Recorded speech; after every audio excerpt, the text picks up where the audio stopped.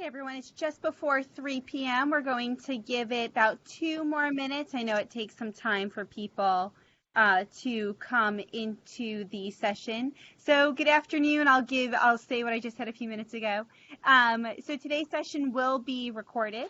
It will be placed on the online professional development LibGuide for anyone to refer back to or to share with anyone else.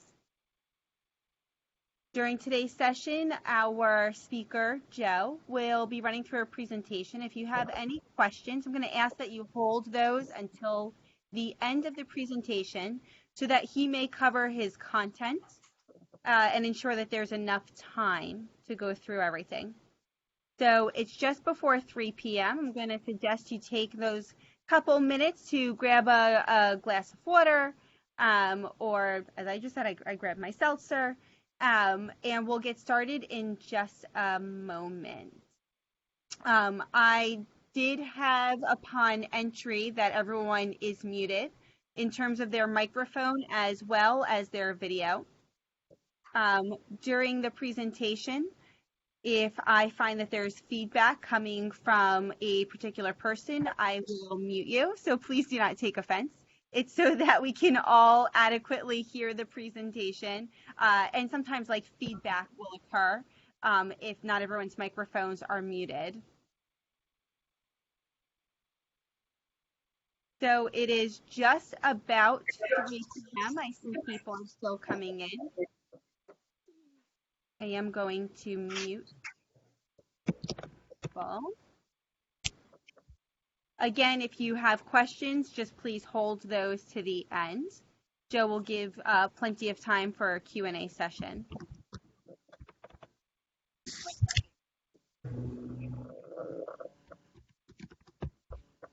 So Joe, we're going to get going. It's after 3. Are you ready for me to do your official introduction? I sure am. Okay, great. Thank you. All right, everyone, welcome. This session is being recorded. If you do not want to show up on this recording and on video, I highly suggest you go ahead and turn off your video. I will be accessible via the chat, so feel free to direct message me on the chat, or you can email me. I will be monitoring my email as well. My name is Jen Park. I'm the Community Engagement and Talent Development Specialist for Ramapo Catskill Library System. So if I haven't met you yet, I'm glad to see you on today's call. So today we have a session that's so prominent and necessary in any time, right? But especially now that so much of what libraries are doing is in an online format. And we still need to advocate for ourselves and get the word out. So Joe DeRace has been working with RCLS as a consultant, as a PR consultant, and has been advocating for libraries, through member libraries in the RCLS system, and has been quite successful. So I'm so thrilled that he is here today. So let me just give you some background. So Joe is a seasoned public relations professional with 25 years of award-winning experience working on behalf of some of the world's most recognizable brands in areas that include healthcare, business, entertainment, and other professional fields. For the last 14 years, he's been freelancing successfully for a variety of clients as Bookmark Design and Media Incorporated. Some of his most recognizable clients, other than RCLS, include and I may butcher this, I apologize, Weill Cornell Medicine, Alzheimer's Foundation of America, Consumer Reports, Honeywell, NASA, and more. So thank you so much to Joe for being here today. I'm going to turn off my video and microphone and hand it over to Joe, and I'll just assist as needed. So thank you, Joe. Thank you, Jen. Can everyone hear me okay? Yes.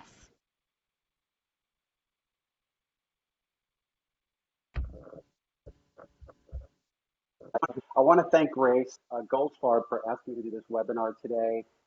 It's a presentation that's designed to give you a basic overview about public relations, what it entails, and how it can work for you.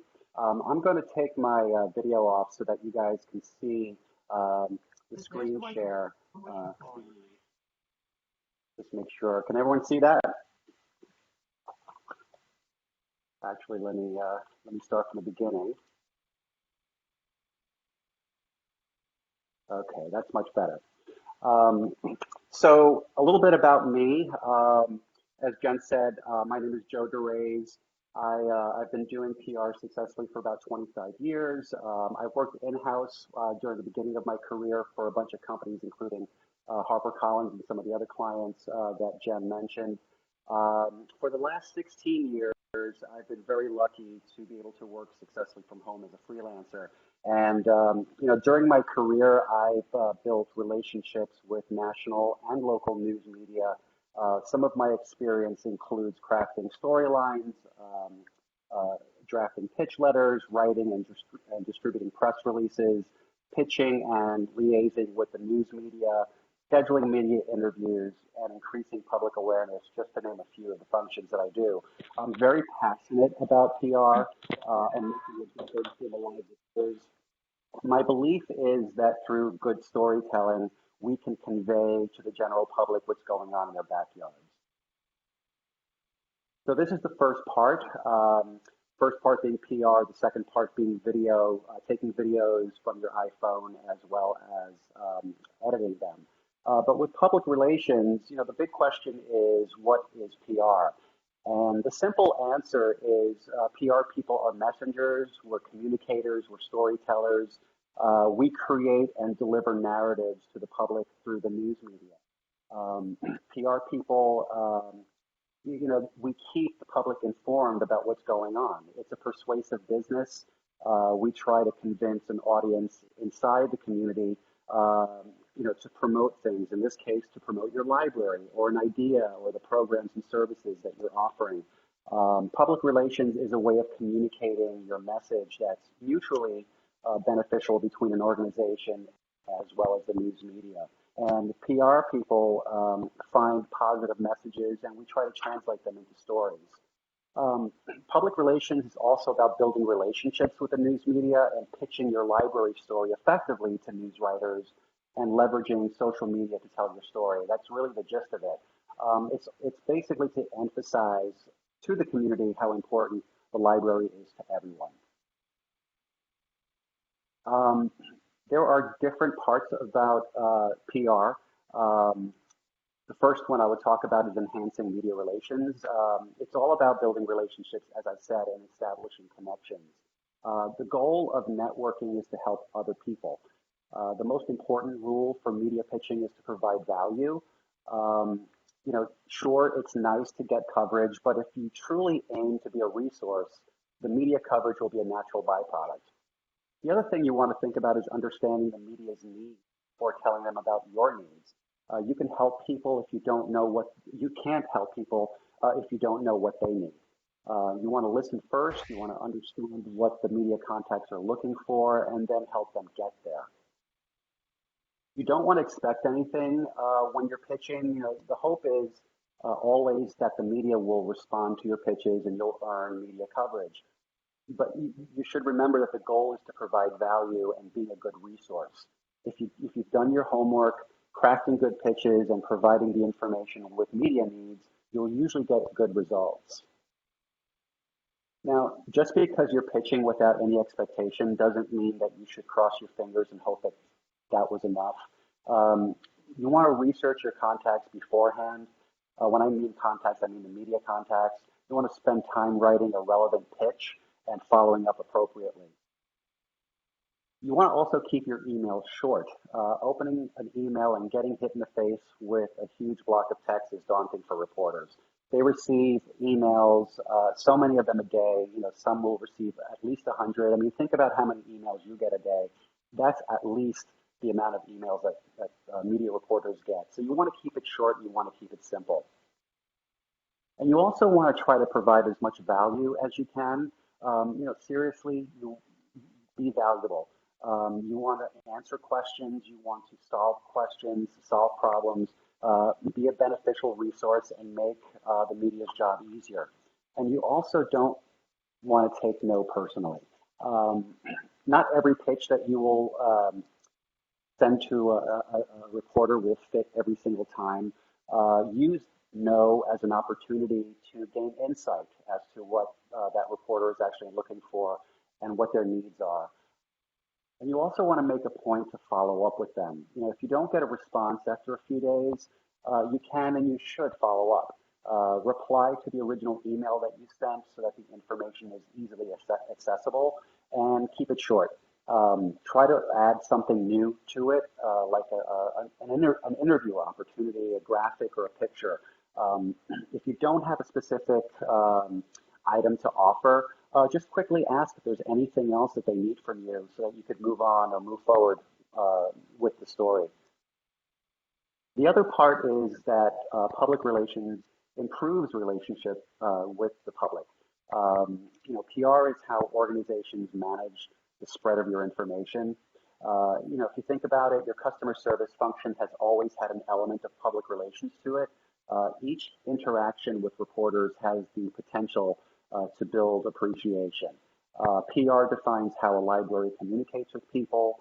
That would include journalists, editors, TV news producers, as well as the general public. All libraries, in my opinion, need public relations, regardless of their size or their location. And the last thing that PR offers is that it promotes engagement with the community. Although community engagement appears externally focused, it really does start from within. Your external community relations are a byproduct of what goes on inside your library. So it's really crucial to have a culture that lives, breathes, and understands engagement. Engaging with your patrons regularly, have conversations with them, ask for their feedback, and most importantly, you want to show them that they're being heard. For libraries, connecting with their community through the media is an important way to build community relationships and bringing in new patrons. And also, the goal is keeping community members connected so that when they have a need for your program or services, you are the first place that they go to. The idea is to be engaging, attractive, fun, and thought-provoking. So here's a slide that I think is really important. A lot of people get confused about marketing. They think marketing is PR. They think PR is marketing. There's an old saying that advertising is what you pay for and PR is what you pray for. Public relations isn't about buying advertisements. We don't make journalists write stories for us. We don't produce TV or radio commercials or newspaper ads. We don't create or design brochures or flyers or handouts, and we're not the people that give away free samples at the mall. Yes, we do try to promote something, but unlike marketing and advertising, we are persuading our communities through unpaid or earned methods. Whether it's the traditional media, social media, or speaking engagements, we communicate with our audience through trusted, not paid sources. Marketing is basically paid media, where you are absolutely guaranteed an ad placement in a newspaper or a magazine or a commercial on TV and radio. Unlike advertising, though, you don't pay the media to run your story with public relations because PR is earned media. And what that means is you pitch and you try to convince reporters to write a positive story about your library.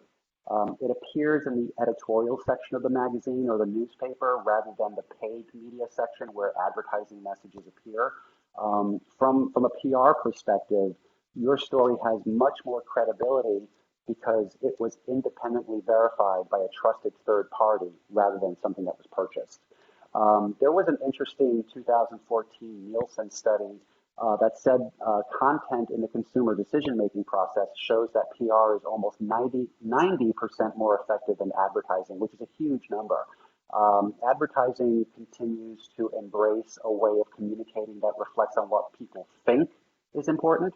But PR, on the other hand, relies on listening to the conversation and understanding the who, what, when, where, why, and the how of the discussion. Another significant difference between PR and marketing is the price. I'll give you an example. A business might hire a marketing firm and they'll purchase a one full-page ad in the New York Times that costs, let's just say, $100,000. They may expect a wave of phone calls as a result of the ad, but there's a pretty good chance that they will get little to no calls. In contrast, getting quoted in the Journal News or News 12 or the Times Record Herald can generate more calls, more interest from new and existing patrons, and solid credibility as well. Obviously, not everyone can afford $100,000, but advertising can be very expensive when you figure out the cost of an ad space, plus the creative designs and production costs.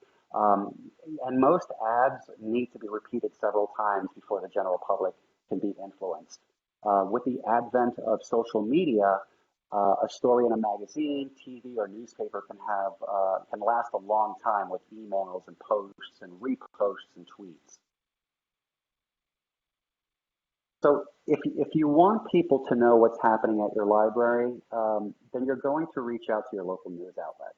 And there's always going to be a need for that from the news media for the communities that you serve, because those are the same communities that they serve. When thinking about story ideas, we want to make the case about the real value of public libraries. We must convey that libraries carry a lot of importance in our communities, such as offering numerous programs and assistance that many people may not be aware of. The more librarians can get this information out there, the more they can share it, and the more people they can help.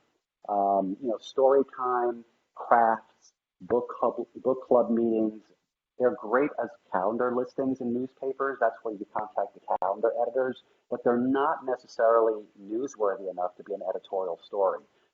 Examples of newsworthy stories that have happened at RCLS include Valley Cottage Library's ValCon, the Scroll launches, New City Library creating face shield masks, annual library votes, or the reopening of a newly renovated library, such as the Liberty Public Library.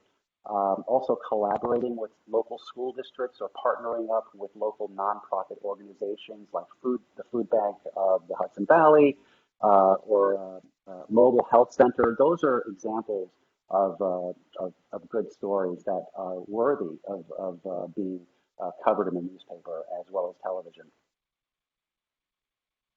So when you're pitching the story to the media, local media, they're always seeking good story ideas, and we have to challenge ourselves by looking outside the box. For example, a storytime event that you're hosting, while it's a nice story, you want to convey something like it's a story about early literacy. Another example, and we'll take a craft knitting class for seniors as an example. While it's fun and it may be a hobby for some, it can also be turned into a story about seniors engaging, community engagement, positive connections that make people, especially during social media or social isolation rather, come together. All of us are basically part of this fabric of the community, and sometimes you have to get outside of the bubble and think about what are the stories that inspire people. So when pitching the media, you are starting with local journalists. You want to pitch your story ideas to these journalists and the editors, news producers, because they are your channel to reach the public. And also you want to strike when the iron is hot, which means if a reporter reaches out to you because they're interested in a pitch that you sent to them, whether it's through a phone call or an email, you want to return those calls. You want to return those emails promptly. Reporters are usually on a tight deadline. I can't tell you how many times I've received a phone call or an email from a reporter saying, I'm interested in this story. Can I get someone on the phone for a quote because the story's going to run tomorrow? So I have to put everything to the side and really jump on it as soon as possible.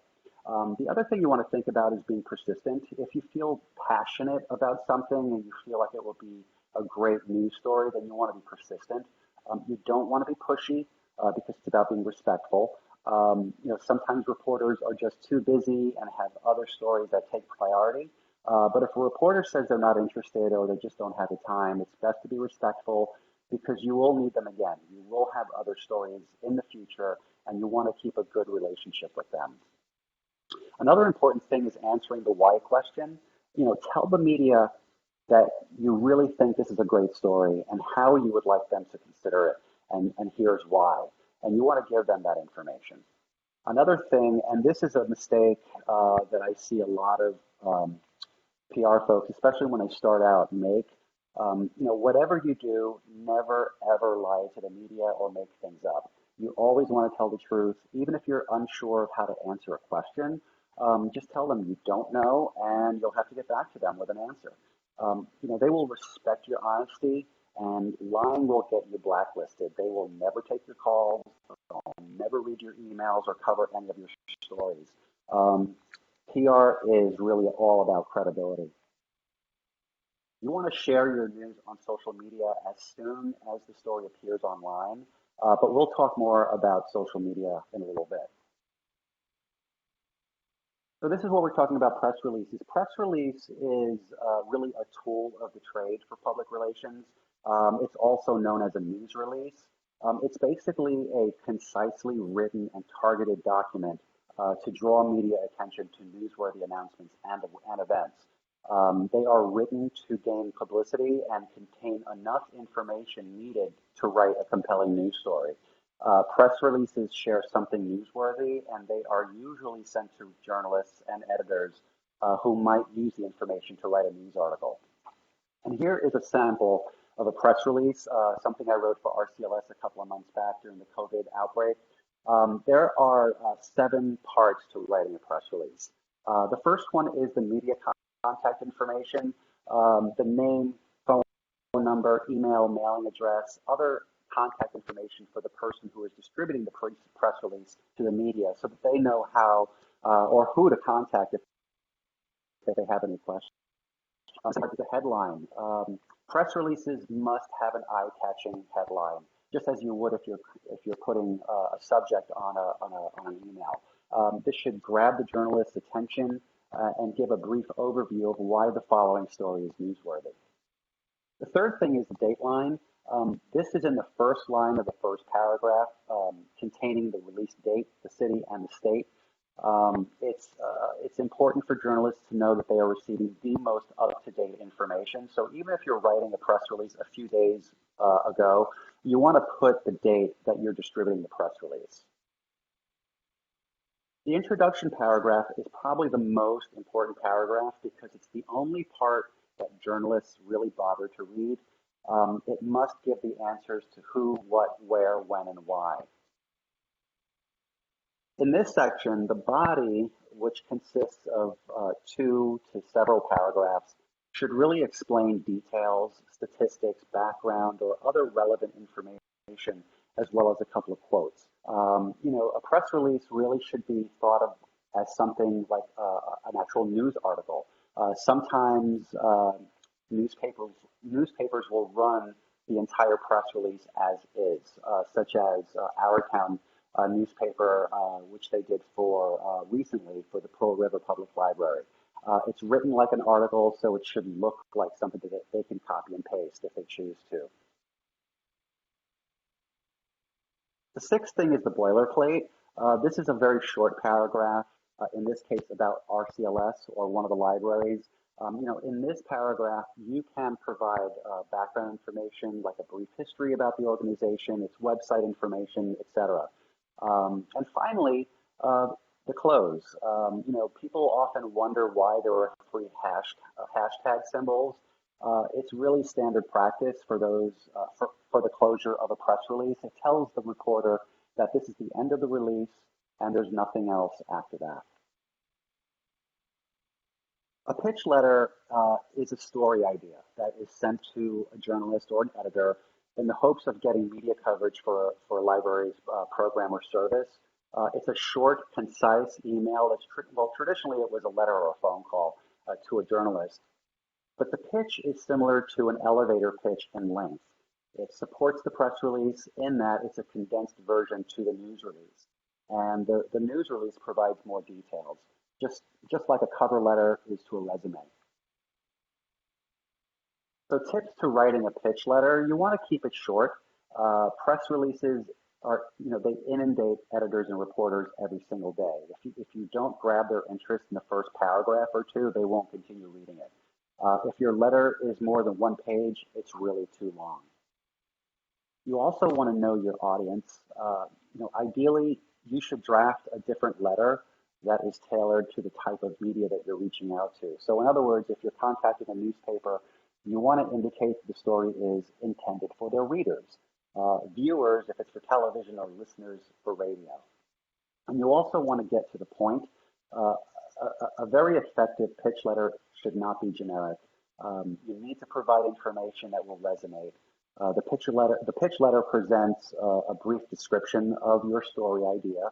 So if your letter doesn't give good reasons to pay attention to your library, you've really missed your chance. Reporters will not spend time hunting down the basic details. So try not to write advertising copy about your library. Instead, just be sure that your letters answer who, what, when, where, and why, and how. And this is a sample pitch letter. It's an example of a recent one that I put together about RCLS's response to COVID-19. As you can see, it's a condensed version of the press release that you saw a few slides back that explains the entire story idea. I like to use bullets. It's a good way for reporters to scan through your email easily and quickly. And these are just some recent stories that were written about RCLS and its libraries. So the next thing we're going to talk about is leveraging social media. While social media is widely used all over, it can also be it's a crucial part in getting your programs and your services covered in the media. Any online news story should be shared on social media as soon as it goes online, like Facebook or Twitter, YouTube, Instagram, just to name a few. Many times people find out what's going on from social media than from an actual website. And social media can also play a very large role in spreading the word. According to a 2020 Sprout Social Survey, that's a leading provider of social media analytics. When consumers follow a brand on social media, 75% are more likely to buy into it. So if you know this, we can safely say that patrons will pay attention to what you post.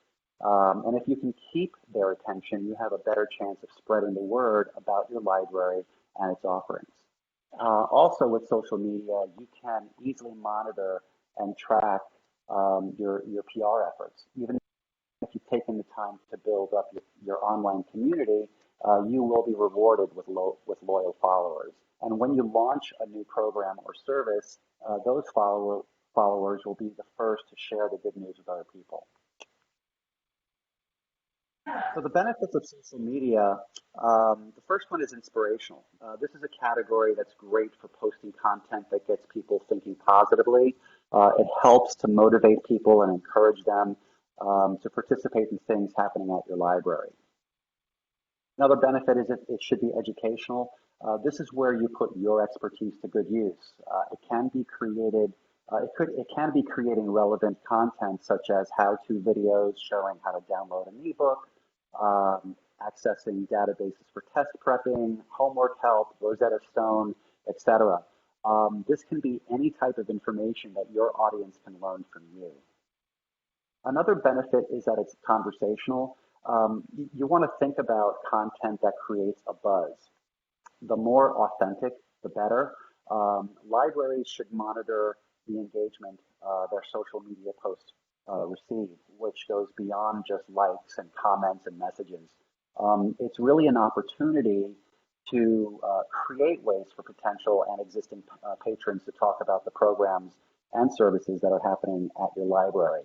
You want to make sure that online conversation has some depth. Simply posting a comment with a single emoji is a good start, but consider how you can prompt someone to comment back and start an actual conversation. Ask social media users questions when commenting as a library. Ask for their thoughts, their feedback, or stories.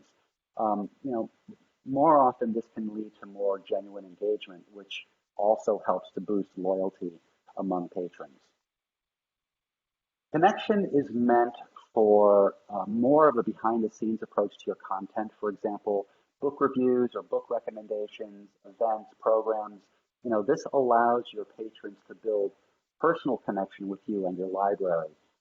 Patrons can maintain social connections that otherwise wouldn't be possible, and they can access more information more than ever before.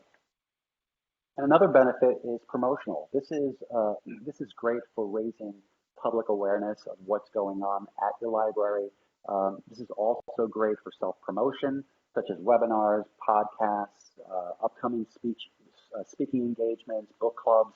You know, it basically increases inbound foot traffic, better customer or patron satisfaction, loyalty among your patrons.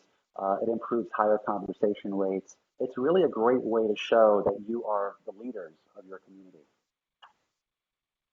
So that ends the PR part of this webinar. And the next part is going to be talking about shooting videos. And I know this is something that's really important for a lot of you. I'm not a video expert, I will admit that, but I do like to play around with it. I've done many videos before. You know, I sort of have a knack for shooting and editing simple videos. I've also learned a few tricks from friends of mine who are professional TV and film videographers and editors. So this will be a very brief presentation that can be applied to pretty much anything, whether it's for your library or for personal use.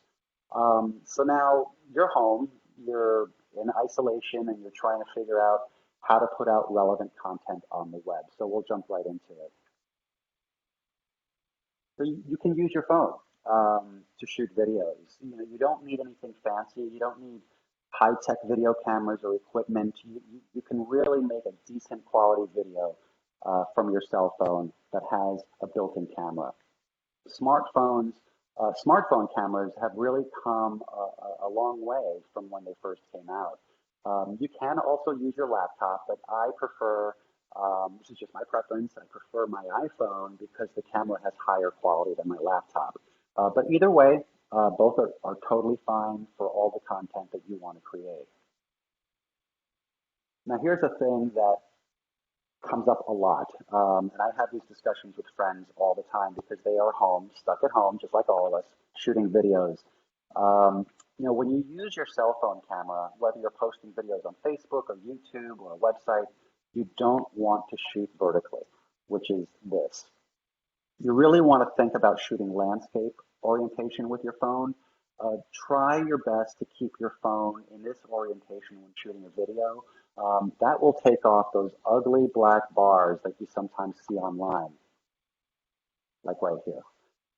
You know, when you go to the movies or you're watching a program on television, the video is always in landscape mode, which is this right here. It'll keep your content looking professional, and people won't know that you're shooting with your phone.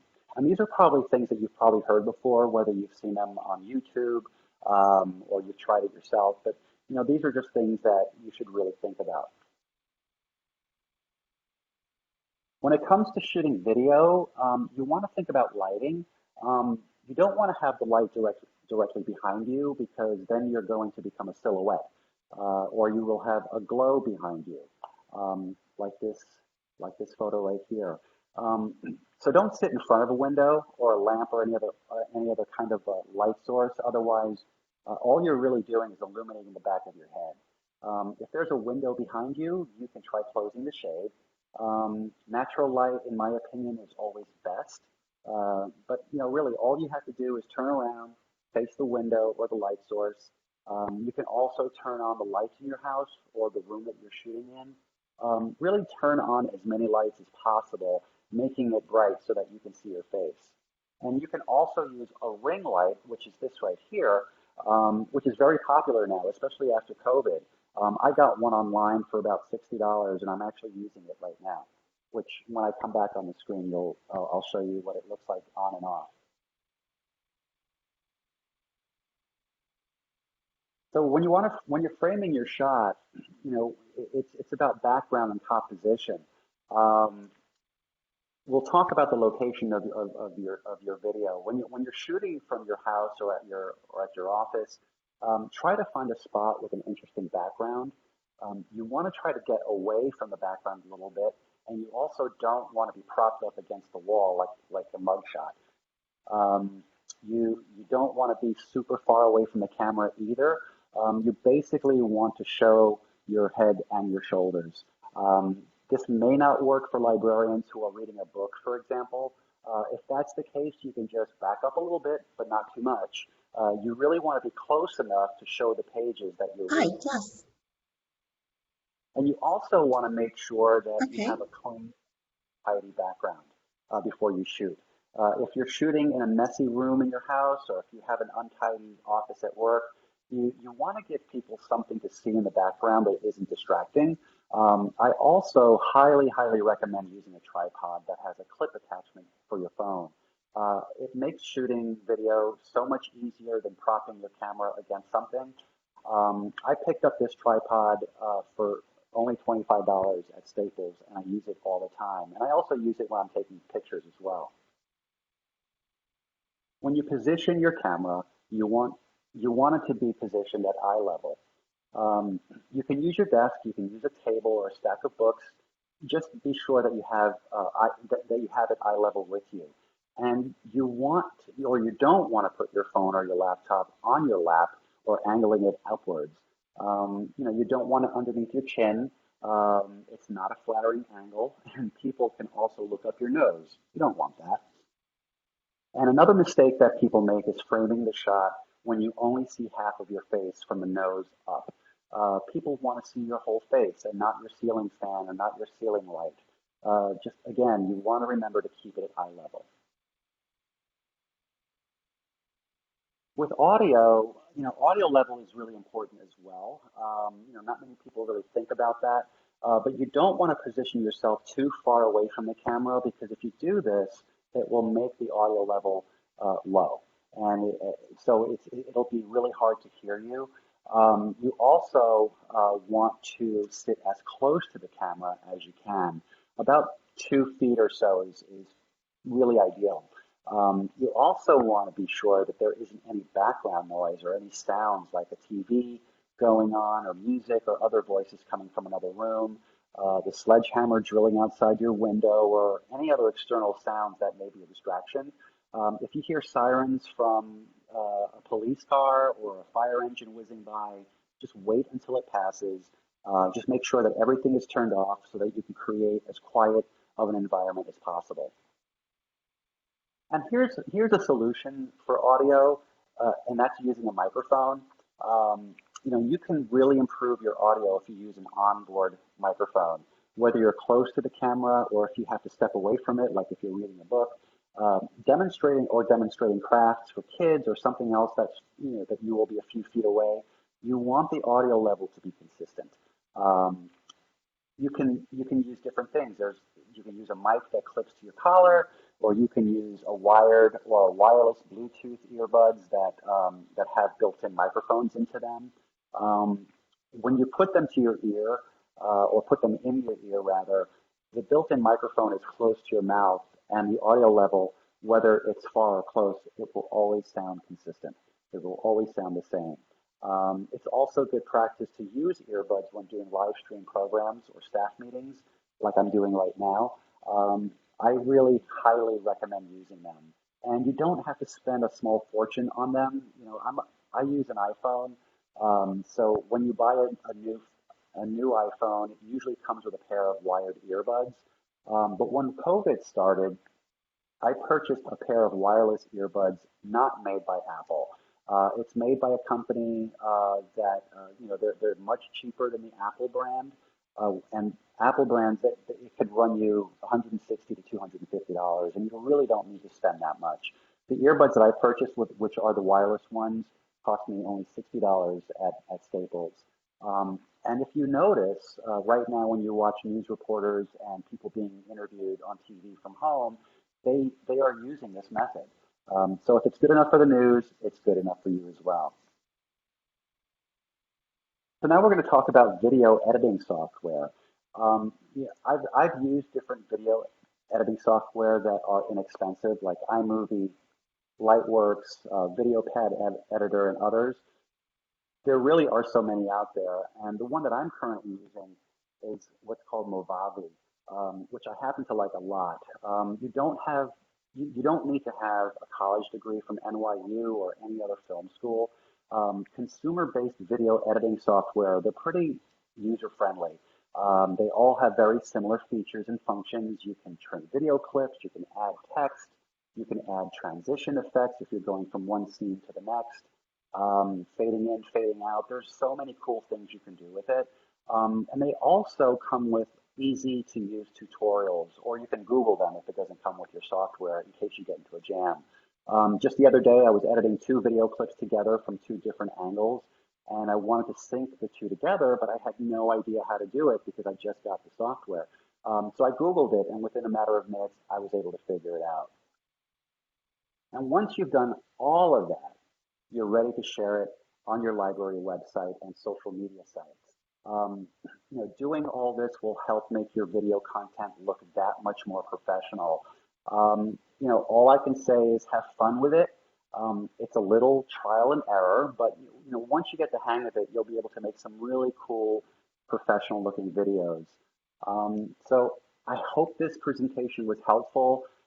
If you need any help, please don't hesitate. Feel free to email me, and I'm happy to assist you as best as I can. With that, I will open it up for some Q&A.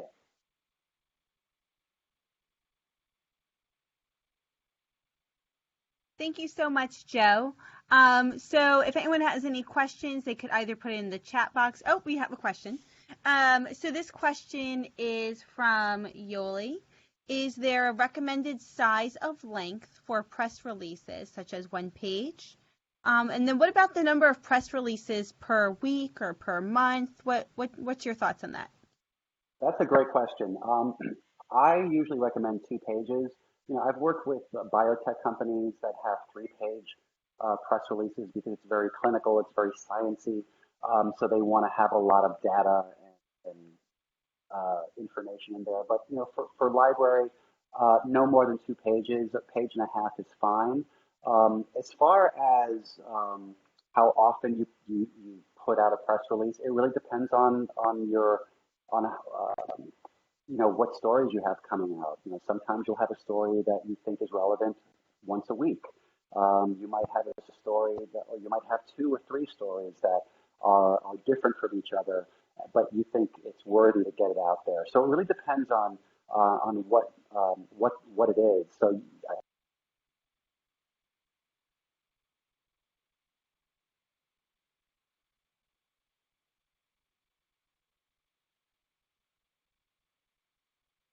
I just know, and I can tell you. Hope that was good.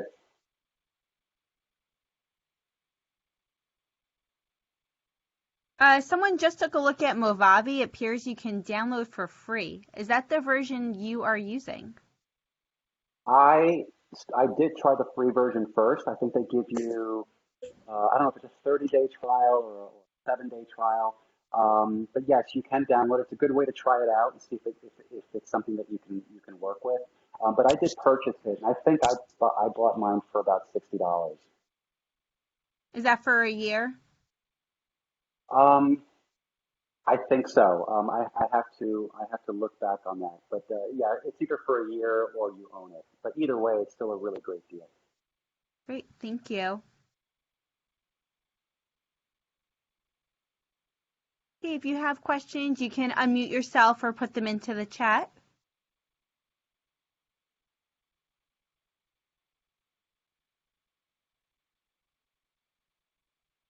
So I guess my question, Joe, for you is, what's the rate of acceptance of these press releases?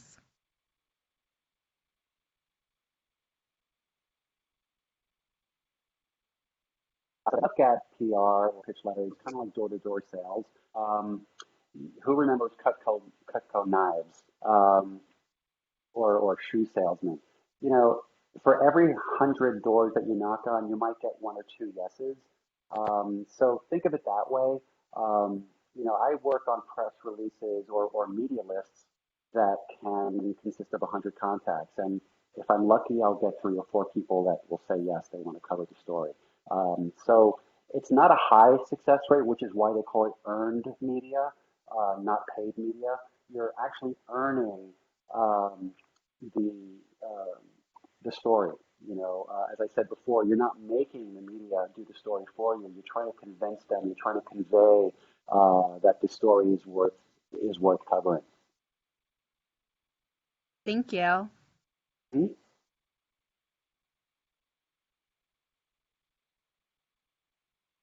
There's a lot of shy people in there. We have 20 minutes.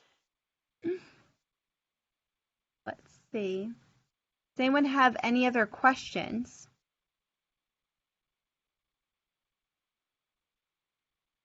Here's one thing I wanted to mention. We talked about the ring light before. So I have the light on right now. When I turn it off, you can see the difference. Granted, I have some skylights and I have all my windows open, but just this light ring makes all the difference. I know I'm breaking all the rules. I have windows behind me. I need a better setup. Yeah, the back of your head is illuminating right now. Yeah, I know. Well, it's either this or my office has a light above the head that makes it look like I have a halo. So, you know, it's one or the other. Oh, great. We have a Yeah. question about the frequency of posting on social media. Are you bothering As people by posting once a day or more often? Not at all. I think the more you post, the better. Because, I mean, you don't want to post every 5 minutes, but if you can do a post once a day, a couple of posts a day, just make sure it's relevant because the more you post, the more you're engaging. And it also shows that you are constantly being proactive. As I said before, people will see social media posts first and they will go to someone's website. That's just a fact. Great. Thank you. Hmm? How do you get attention? Oh, this is a good one. Of patrons who are, quote, not into social media. Hmm. Um, well, there are other ways that you can get their attention. You can use the traditional route, whether it's emails. You might have an email list serve. Um, Also flyers, posters. Any kind of written material that you could hand out at your library. Um, you could also at your library post somewhere. That you do have social media and what those sites are. Um, so this way, someone can just be at the checkout desk and they could see, oh, they have Instagram or they have Facebook. I'm going to check that. Or I can't tell you how many times I go to a store, like let's just say Dunkin' Donuts, and they'll advertise that they have an app. If I didn't know that, well, that's how I found out. So I'll download the app and I'll use it that way. Um, so yeah, I mean, it's one of those things that not everybody has a computer, not everyone uses social media. But if they know it's available, they know it's out there, they might be interested in looking into it.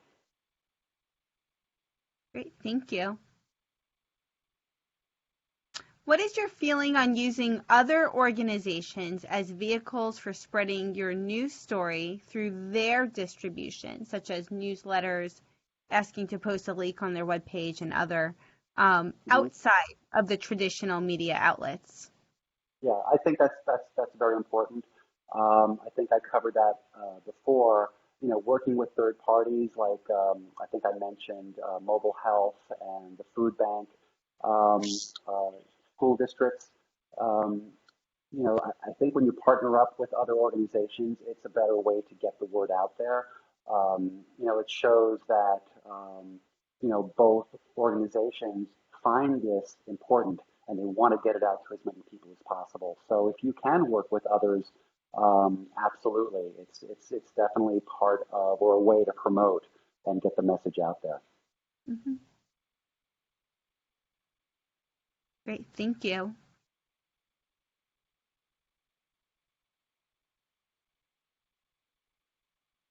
Are there any other questions?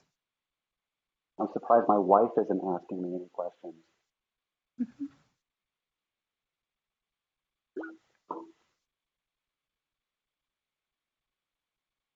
That's Jennifer Daddio, for those of you who don't know.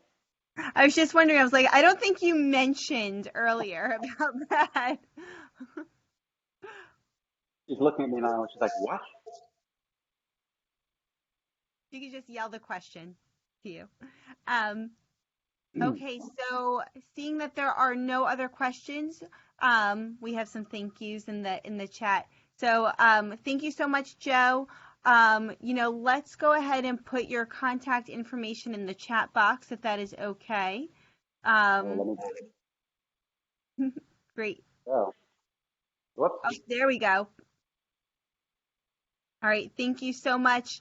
If you want to take a photo of the contact information, you may do so. I will be sending out a follow-up email tomorrow as to where this presentation will live. Joe, thank you so very much for your time and your expertise.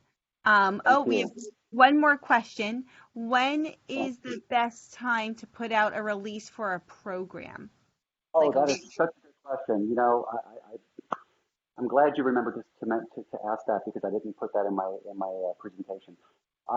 Mondays are usually the best day to go out with a pitch. Fridays are the worst because the reporters are winding down for the week. Mornings are better than the afternoons. Reporters are typically around 3 p.m. On deadline. They're writing their stories for that night or for the next day. So if you pitch someone at 4 o'clock, you've really lost your chance. But Mondays are the best. Anywhere from Monday through Wednesday, I think, will be the high peak time. Thursday, it starts getting close to the weekend, but that's okay. But Fridays, I really recommend, and you can ask any PR person this, Fridays are the worst days to put out a press release. Okay, great. Are there any other questions? Oh, gosh, very important. What are you making for dinner? I don't know. Think about grilling hot dogs and hamburgers. You're all invited. All right, great. On that note, now that I'm getting hungry, gotta think about what's for dinner here. Thank you, Joe, so much. Thank you, everyone, for attending, and have a great rest of your Wednesday. So thank you. Thank you very much, everyone. Bye-bye.